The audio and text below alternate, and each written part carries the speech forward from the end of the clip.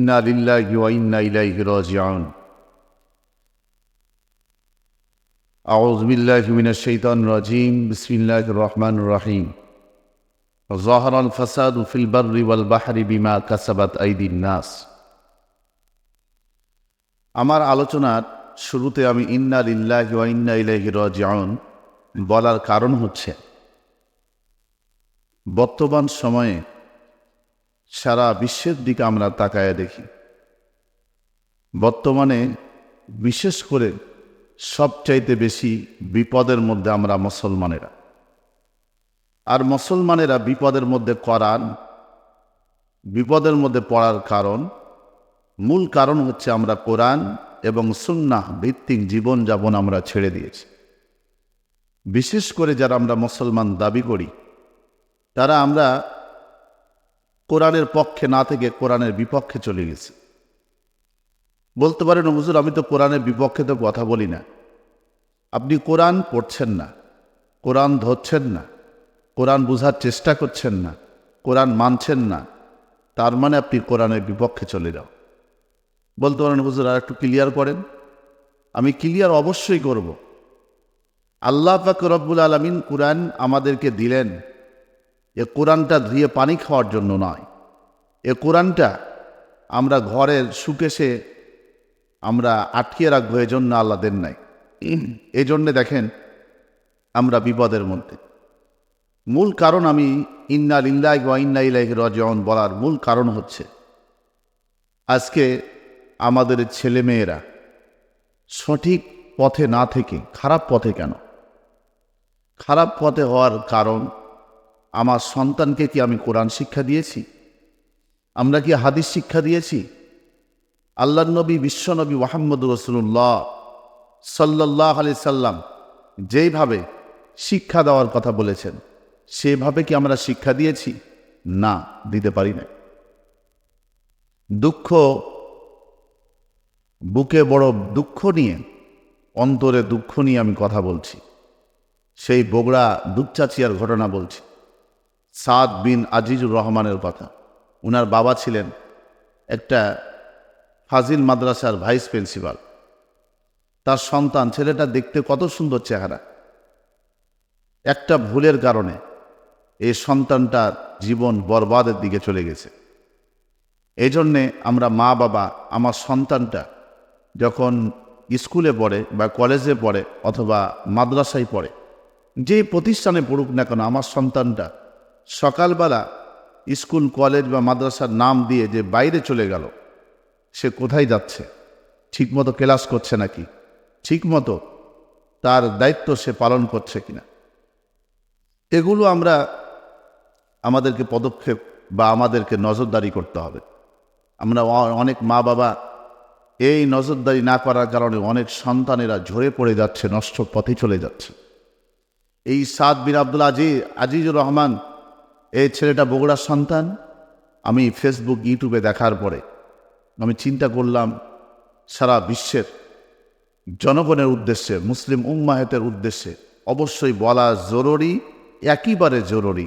এই উদ্দেশ্য নিয়ে আজকে আমি আসলাম আপনাদের মাঝে ভিডিও বানানোর জন্য বা কথা বলার জন্য। আমাকে অনেকে আহ্বান করেছেন, আমার যারা ভক্তবৃন্দ, যে হুজুর এ বিষয়ে কথা বলেন একটু। সম্মানিত উপস্থিতি, আমি সকলের প্রতি আহ্বান করব, আপনারা আপনাদের সন্তানদেরকে অবশ্যই দ্বীনি এলেম শিক্ষা দিবেন, কোরআনী এলেম শিক্ষা দিবেন, হাদিসের এলেম শিক্ষা দিবেন। এই সন্তানটার ভিতরে যাওয়ার পরে সে আস্তে আস্তে ধীরে ধীরে যখন বড় হবে, অবশ্যই সে নামাজের প্রতি তাকে তাগিদ দেওয়া, মা বাবার খেদমতের প্রতি তাগিদ দেওয়া, বড়দের সম্মানের প্রতি তাগিদ দেওয়া, তাকে তালকিন করা, তাকে সুন্দর পরামর্শ দেওয়া, এই নজরদারি তার ভিতরে সর্ব অবস্থায় রাখে। আমার মনে হয় সেই সন্তানটা তার মা বাবা বাচ্চার হক না আদায় করতে পারার কারণে আজকে সন্তানটা বিপথে চলে গেছে। কেমন? নিজের জনম দুঃখিনী মা, যে মায়ের গর্ভে 10 মাস 10 দিন ছিল, সেই মাকে হত্যা করেছে। হত্যা করার পরে তার মাকে সুন্দর করে বস্তার মধ্যে ভরে ফ্রিজের মধ্যে রাখছে। কি বেদনাদায়ক এই অবস্থা, কি কঠিন অবস্থা! এটা কোনো সন্তান করতে পারে? সম্ভব নয়। কি জন্য করেছে?